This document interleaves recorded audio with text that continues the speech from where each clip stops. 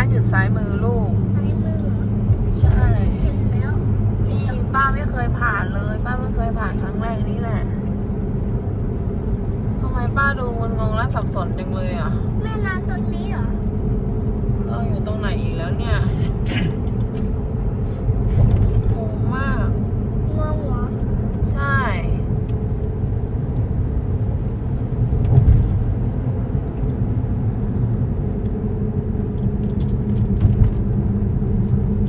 ป้าไม่เคยมาทางนี้เลยนะเนี่ย มันจะไปไหนกันนะ เราจะไป ที่จะเข้าการไฟฟ้านี่หว่า เอออุ้ยอะไรนะคะขึ้นทางด่วนเหรอ มุ่งหน้าทางตะวันออกไปตามถนนจรัญสนิท กลับรถไปกลับรถไป อี400 เมตร กลับรถข้างหน้านู้น กลับรถ